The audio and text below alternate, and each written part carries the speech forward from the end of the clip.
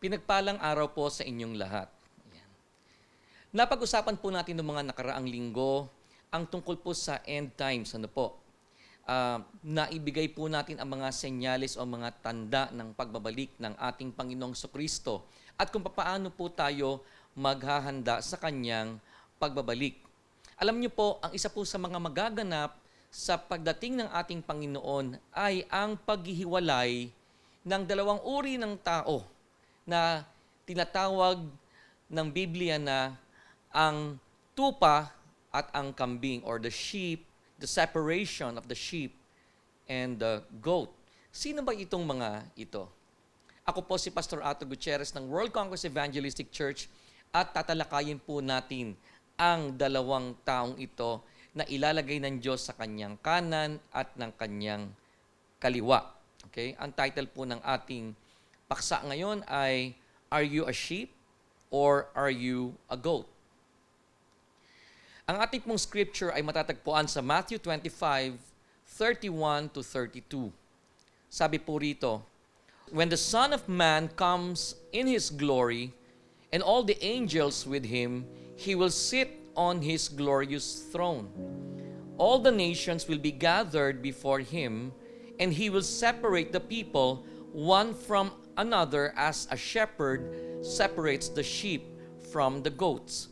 He will put the sheep on his right and the goats on his left. Tayo po'y manalangin. Panginoon, maraming salamat po. Buksan mo ang aming isip at puso nang makapaghanda kami sa iyong muling pagdating. Ito po ang aming samot dalangin sa pangalan ni Jesus. Amen. Okay.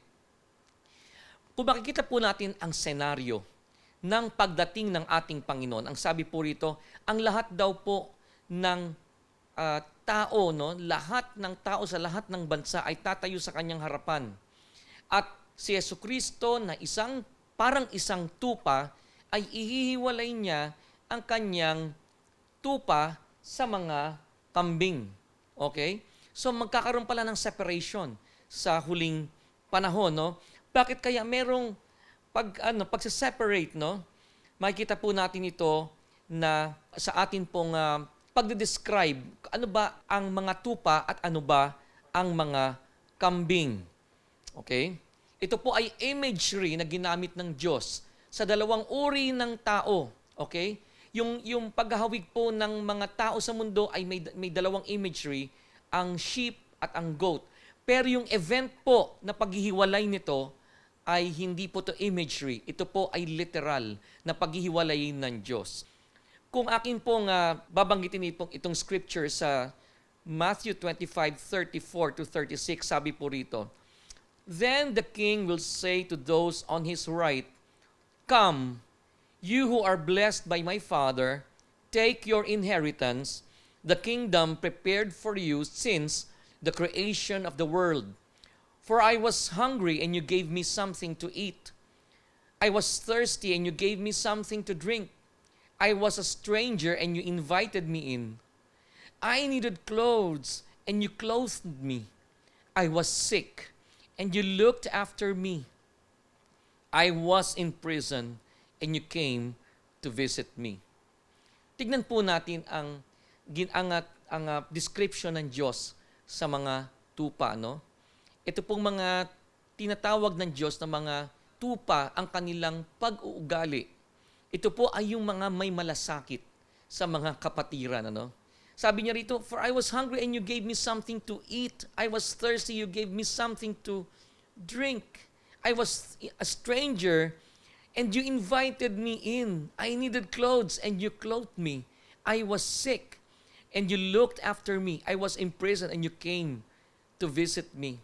So, dito alam niyo po, ang pagmamalasakit sa kapwa, lalo na po sa pamilya ng Diyos, sa flock ng ating Panginoon, ay napakahalaga po. Ang pagtulong po sa kapwa ay isa sa mga tanda ng totoong tupa o ng totoong kapamilya ng Panginoon. Tignan niyo po sa ibang mga talata, sa ibang mga kwento, no? Hindi na ho natin bubuklatin ang Biblia, no? Tignan niyo po yung kwento ng Samaritan, ng Samaritanong tumulong sa kanyang kapwa, no? binigyang puri dito ng Panginoong Jesus ang isang hindi naman niya kababayan, ngunit natulungan niya ito. No? Natulungan ng isang Samaritano na isang taong hindi naman niya kababayan. Okay? Alam nyo, mahalaga sa Diyos ang pagtulong sa ating kapwa, lalo na kung sinasabi mong Kristiyano ka. Okay? Sabi ni sa James chapter 2 verse 14-17, "What good is it, my brothers and sisters, if someone claims to have faith but no deeds?" Sabi mo, may pananampalataya ka pero wala ka namang ginagawa. Okay? "Can such faith save them? Suppose a brother or sister is without clothes and daily food.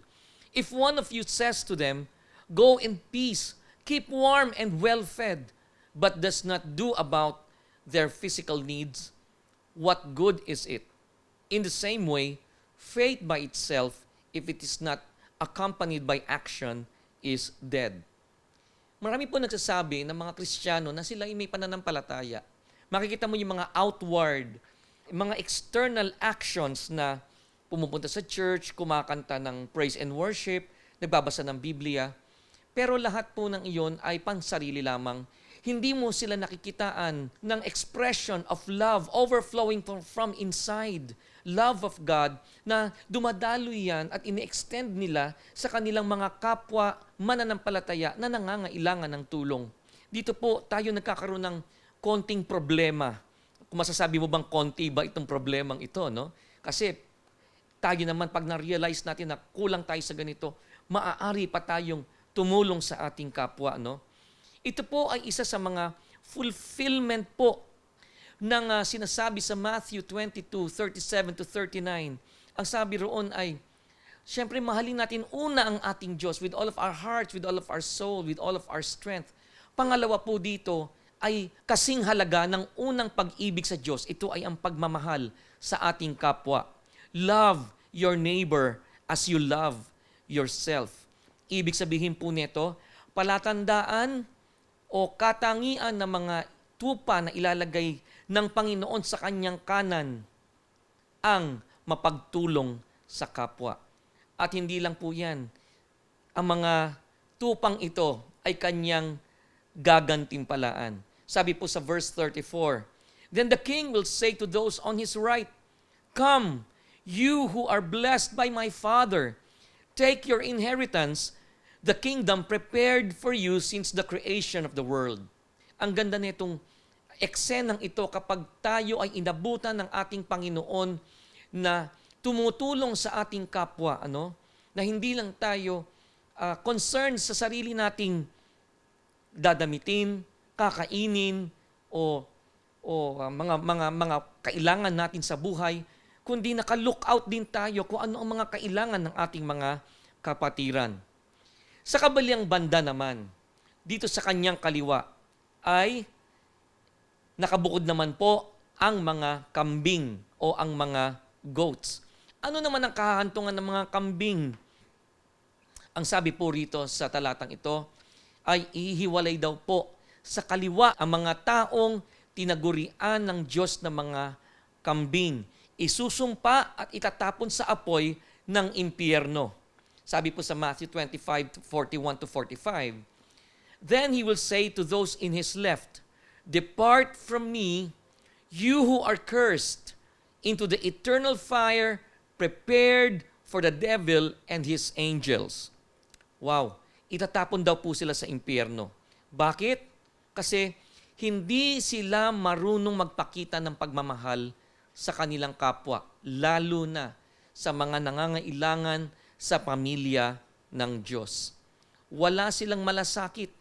Okay? Walang malasakit, wala man lang concern. Okay? Tikom ang kanilang mga kamay. Hindi umaabot. Hindi man lang nila inaalam ang kalagayan ng kanilang mga kapatiran. Minsan nga alam na nga nila na may pangangailangan, pero mas inuuna pa nila ang sarili nilang mga luho, ang sarili nilang mga bisyo, ang sarili nilang mga pangangailangan o yung mga gustuhin lamang sa buhay kaysa tumulong sa kanilang mga kapwa. Sila yung mga taong nagsasabing mahal nila ang Diyos, pero nagbubulag-bulagan sa pangangailangan ng kanilang mga kapatiran. Okay, nagbubulag-bulagan. Sabi nga nila, di ba? Saan ka namin nakita, Panginoon, na nagugutom o nauuhaw? Anong sabi rito sa verse 42? For I was hungry and you gave me nothing to eat. I was thirsty and you gave me nothing to drink. I was a stranger and you did not invite me in. I needed clothes and you did not clothe me. I was sick and in prison and you did not look after me. So, ang pinapakita rito, selfishness ng mga tao. Alam niyo po, maintindihan natin kung ang hindi nakakakilala kay Kristo ang mga ganito Pero may mga Kristiyano pa rin hanggang ngayon na nagsasabi sila, mahal nila ang Diyos, pero selfish sila. Kasi ang pansarili lang nila ang kanilang iniintindi. So ito po ang kailangan po nating makita. May mga taong manhid sa pagdurusa ng kanilang mga kapwa. Sabi po sa Matthew 25:44, they will also answer, Lord, when did we see you hungry or thirsty, or a stranger, or needing clothes, or sick, or in prison, and did not help you? So nakita po natin dito, wala silang kamalayan. Wala silang kamalayan na yung mga tao, mga kapatiran mo na mga nangangailangan ay kapag sila ay tinulungan mo, para mo na rin tinulungan, para mo na rin pinainom, para mo na rin pinakain o dinamitan o dinalaw mo sa bilangguan ang Panginoong Hesukristo. Bakit? Ang sabi niya sa verse 45, He will reply, Truly I tell you, whatever you did not do for one of the least of these, you did not do unto me. So, nakita po natin na huli na ang lahat. Wag po natin paratingin sa pagkakataon na nandiyan na ang Panginoon sa harapan natin. At magtatanong tayo sa Kanya, Panginoon, kailan ka ba naman namin nakitang nagutom o nauhaw o walang damit? Pero alam nyo, nais ng Panginoon, mamulat ang ating mga mata, ang ating damdamin sa ating kapwa at tumulong tayo sa abot ng ating makakaya. Sa atin pong pagtatapos po ngayon, alalahanin po natin ang utos ng Diyos sa Matthew 22:37-39. Ang sabi po ni Jesus Christ, Love the Lord your God with all your heart and with all your soul and with all your mind. This is the first and greatest commandment. And the second is like it. Katulad daw nun. Kaya nga sinasabi, kapag minamahal mo ang Diyos, kailangan makita ang pruweba na mahal mo ang Diyos sa pamamagitan ng pagmamahal mo sa kapwa.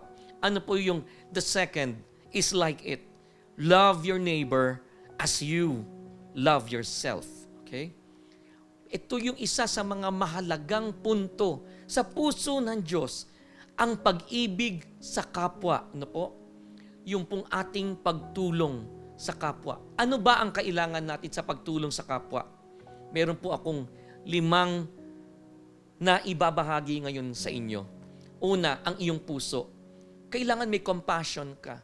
Okay? May mga tao talaga tumutulong, pakitang tao lang Nagpapakuha pa nga ng picture yun Pinapakitang inaabot yung tulong, inaabot yung cheque, inaabot yung mga goods. Pero ito po, you should help even without anyone knowing that you are helping. Dapat may compassion ka sa iyong kapwa. Alam niyo po ang ibig sabihin ng compassion? Ito po ay kindness and sympathy. Ang word po na compassion ay galing po sa salitang Latin.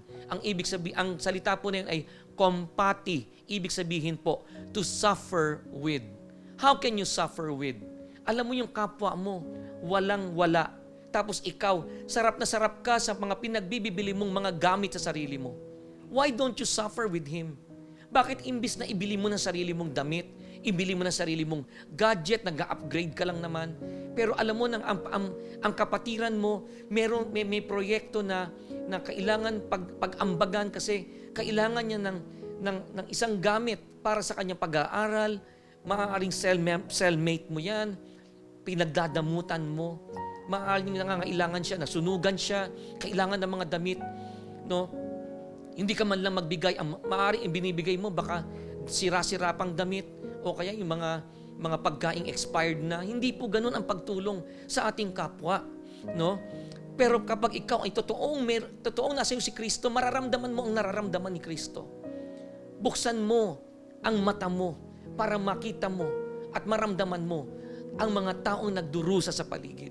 Hindi mo na kailangang hintayin pa ang Pasko para gumawa ng kawang-gawa. Every time that you see that God is pulling people to you closer, you know that that is an opportunity for you to help them. So una ang iyong puso. Pangalawa ang iyong mga mata. Kailangan mong makita ang concern sa ibang tao. Okay? Huwag kang magbubulag-bulagan. Tignan mo, magtanong ka, kamusta ka ng mga tao, mga hindi na dumidisconnecta sa church. Baka kaya nga hindi dumidisconnecta, nagagalit ka pa, hindi dumidisconnecta. Yung pala, meron pala silang matinding problema na baka mamaya, ikaw pala ang isa sa mga tugon ng Panginoon sa Kanya. Kumamusta ka naman ng mga nawawala sa iyong cell group. Okay? Pangatlo po, bukod sa iyong puso, bukod sa iyong mata, ay ang iyong kamay. Umabot ka. Okay? Ang kamay natin ay action. It symbolizes action or it symbolizes work. Okay? Working out your faith to help other people, to bless other people. Okay? So, umabot ka sa mga nangangailangan. Kung hindi mo kaya mag-isa, humanap ka ng mga tao, mga ka-cell member mo o ibang mga kasama mo sa church, mag-chat ka, tulungan natin si ganito. Kailangan niya ng ganitong tulong. Okay? So, una ang puso, pangalawa ang ating mata, pangatlo ang ating kamay, pang-apat ang ating oras. Siyempre, it will take a little bit of your time, no? Para bumisita, para magtanong, para kamustahin, para ipanalangin yung mga taong nasa ganitong kailangang, mga taong dapat damayan. Okay? At hindi lang po yung ating puso, hindi lang yung ating mata, hindi lang ating kamay, hindi lang ang ating oras, kundi ang ating salapi. Opo, narinig ninyo ang salapi. Kaya po tayo wina-warningan ng Panginoon, you cannot serve two masters. Mayroon pong mga Kristiyanong pag binibless na ng Lord ng pera, nakaimbak na po sa kanilang bangko at iniisip nila ang mga bagong gamit na bibili nila para sa sarili nila. Pero naririnig na nila, may pangangailangan si ganito, may pangangailangan sa ganyan. Bulag at bingi sa mga pagtugon sa mga nangangailangan. Okay? Kailangan po natin magbigay. Kailangan po natin dumukot sa atin pong naiipon. Hindi mo kailangan maging mayaman. Hindi mo kailangan pag ako yumaman, tutulong ako. Hindi po yun. Ngayon pa lamang po na alam mo na ikaw ay mayroong kakayanan sa maliliit na bagay, iabot mo. Sabi nga ni Dietrich Bonhoeffer, we must learn to regard people less in the light of what they do or omit to do and more in the light of what they suffer. Sa Tagalog po, dapat nating tignan ng ating kapwa, hindi lang sa ginagawa nila o hindi nila ginagawa, kundi sa kanilang mga pinagdaraanan din at mga pagdurusa. Mag-reflect po tayo. Kamusta na ba ang pagtulong mo sa iyong kapwa? Lalo na sa mga kapatiran. Nagbubulag-bulagan ka ba? Nagbibingi-bingihan ka ba? Baka may sinasabi sa iyo ang Panginoon ngayon, anak, tulungan mo naman si ganito. Pero alam mo, nagbibingi-bingihan ka kasi masasaktan ka eh. Budget mo yun sa pambili mo ng sapatos. Budget mo yun pambili mo ng cellphone. Diba? So, baka naman may mas marami ka pang panahon para bumili para sa sarili mo kaysa isipin mo kung ano ang itutulong mo sa iyong kapwa. Okay? Kamusta na ba yung pagbibigay mo sa Panginoon? Alam mo, ang tithes and offering mo, tinutulong natin yan sa kaharian din ng Panginoon.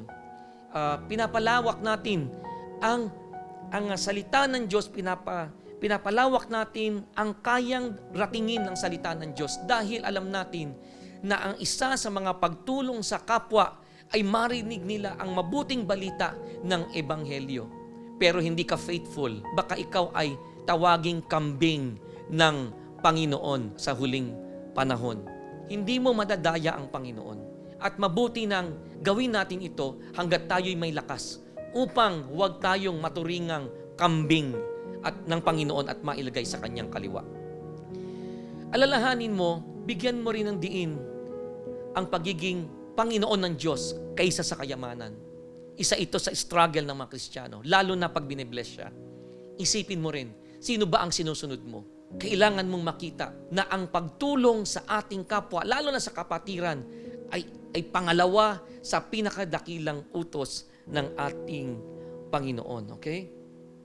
Sabi ng Panginoon, aanin mo naman yan, mayaman ka nga, pero hindi mo naman madadala ang iyong yaman. No? Ang kaluluwa mo naman ay wala, mapupunta yan sa impyerno. Kaya, balansihin mo ang sarili mo.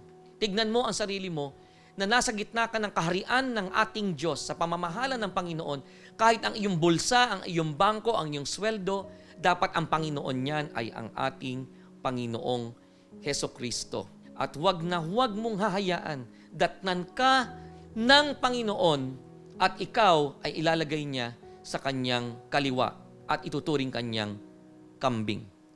Tandaan mo ang mensahe ng Diyos sa Matthew 25:31-32, when the Son of Man comes in His glory and all the angels with Him, He will sit on His glorious throne, and all the nations will be gathered before Him, and He will separate the people from another as a shepherd separates the sheep from the goats. He will put the sheep on His right and the goats on His left. Tayo po'y manalangin. Panginoon, maraming salamat po. Salamat po sa warning na binibigay mo sa amin. Patawarin mo kami, Panginoon, kung nagiging selfish kami. Kung nabubulag kami sa kinang ng yaman o ng salapi. Kung mas marami kaming ini-invest para sa pansarili namin. At nagbubulag-bulagan kami at nagbibingi-bingihan kami sa daing ng aming mga kapatiran. Ilapit mo kami sa mga taong nais mong tulungan sa pamamagitan namin.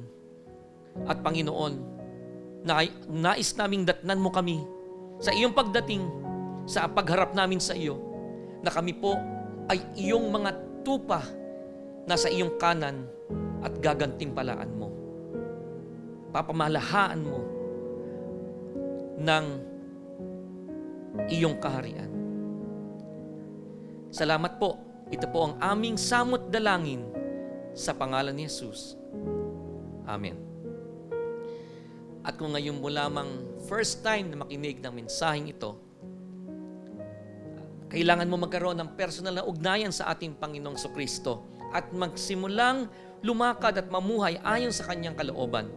Kung nais mong gawin siyang tagapagligtas mong personal, at Panginoon, sumunod ka sa akin sa panalangin na ito. Panginoon, maraming salamat po. Inaamin kong ako'y makasalanan. Umihingi po ako ng tawad sa iyo. Nagsisisi na po ako sa lahat ng aking kasalanan. Nananalig po ako na si Jesus lamang ang namatay at nabuhay na muli upang hugasan ng aking mga pagkakasala. Simula po sa oras na ito, binubuksan ko ang aking puso. Pinapapasok kita, Jesus, sa aking buhay bilang sarili kong Panginoon at tagapagligtas. Tulungan mo akong lumakad ayon sa iyong kalooban araw-araw. Salamat po sa kapatawaran sa lahat kong kasalanan at salamat po sa buhay na walang hanggan. Sa pangalan ni Jesus. Amen. Yan po, na kapag ikaw po ay nanalangin ito, first time mo ito pinanalangin, maganda itong panimula mo upang lumakad kang kasama si Kristo. Tanungin mo yung nag-invite sa iyo kung paano ka magsisimula sa iyong buhay spiritual. May aakay sa iyo. Magtanong ka lamang po sa Kanya. Dito po sa ating church, sa World Conquest Evangelistic Church, may umaakay sa iyo. Okay? At bago ko po kayo iwan ng pagpapala, ay meron po tayong mga katanungan na iiwan sa inyo para sa inyong discussions. Ano po? Una po, ano ang isa sa mga magaganap sa muling pagdating ng ating Panginoon? Pangalawa, sino po ang mga tinatawag na tupa? At sino naman ang mga tinatawag na kambing? Ano naman ang gantimpala ng mga tupa? Number 3. Ano naman ang gantimpala ng mga kambing?